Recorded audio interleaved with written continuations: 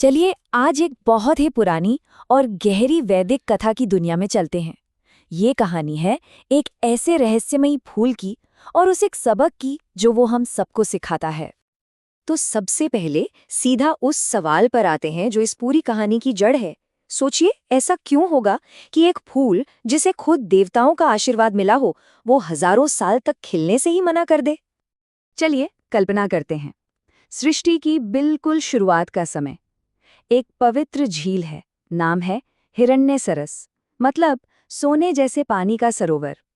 और ठीक उसके बीचों बीच बस एक अकेला बहुत खास कमल का फूल है। और खास क्यों?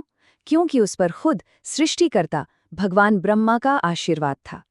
लेकिन ये कोई मामूली कमल नहीं था। इसके साथ एक शर्त जुड़ी थी, कह सकते हैं एक वचन था। ये फूल तभी खिलने वाला था जब ये दुनिया, ये संसार शुद्ध करुणा को, मतलब बिना किसी स्वार्थ की दया को अपनाने और समझने के लिए तैयार हो जाए। और बस यहीं से इंतजार का एक बहुत लंबा, मतलब बहुत ही लंबा दौर शुरू होता है। हजारों साल बीत गए, मौसम पर मौसम बदलते रहे, कितनी ही ऋतुएं आईं और गईं। उस झील के किनारे पता नहीं कितनी ही सभ्यताएं बनी और मिट गईं। लेकिन वो कमल की कली, वो टस से मस नहीं हुई, वैसी की वैसी ही बंद रही, मानो अपने अंदर कोई बहुत गहरा राज छुपाए हुए हो। अब ये जो रहस्य था ना, ये देवताओं के लिए एक चैलेंज, एक चुनौती बन गया। वो भी हैरान थे कि भाई हमारी शक्ति की भी कोई सीमा है क्या। तो बस इस पहेली को सुलझाने के लिए उन्होंने अपनी पूरी की पूरी ताकत लगा दी। तो सबसे पहले कौन आया? खुद सृष्टिकर्ता भगवान ब्रह्मा। उन्होंने बड़े प्यार से, बड़े स्नेह से उस कली को छुआ, पर कुछ भी नहीं हुआ। फिर बारी आई सूर्यदेव की। उन्होंने अपनी सबसे तेज, सबसे ज्यादा गर्मी उस पर डाली, सोचा कि शायद अब खिल जाए। लेकिन नतीजा नतीजा वही ढाक के 3 पात, कमल बंद का बंद ही रहा। तो जब देवताओं की सारी कोशिशें फेल हो गईं, तो वो पहुंचे ऋषि मैत्रेयन के पास, जो अपनी गहरी समझ और ज्ञान के लिए जाने जाते थे। अब तो सारी उम्मीदें बस उन्हीं पर टिकी थीं कि शायद वही इस राज को खोल पाएं। ऋषि ने ध्यान लगाया, अपनी आंखें खोली और वो सच बताया जिसका सबको इंतजार था। उन्होंने कहा, ये कमल किसी देवी देवता की शक्ति या किसी चमत्कार का इंतजार नहीं कर रहा। नहीं, ये तो एक बहुत ही साधारण सी, एक बहुत ही इंसानी भावना का इंतजार कर रहा है। तो ऋषि ने खिलने की 3 शर्तें बताईं, और ये शर्तें बहुत गहरी है, जरा ध्यान से सुनिए। पहली शर्त, एक ऐसा दिल जो देता तो है पर बदले में कुछ पाने की उम्मीद नहीं रखता। दूसरी, एक ऐसा हाथ जो मदद करता है लेकिन बिना किसी घमंड के, बिना किसी ईगो के।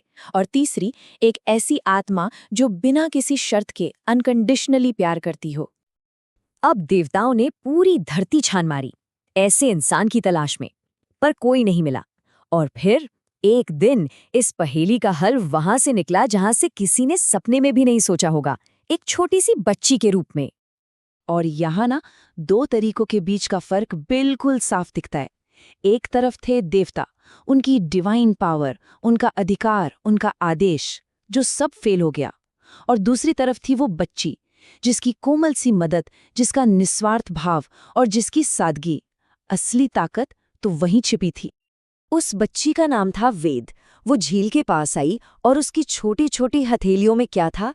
एक घायल पक्षी। सोचिए, वो मीलों पैदल चली थी सिर्फ इसलिए कि उस बेजुबान को पानी पिला सके, उसकी प्यास बुझा सके।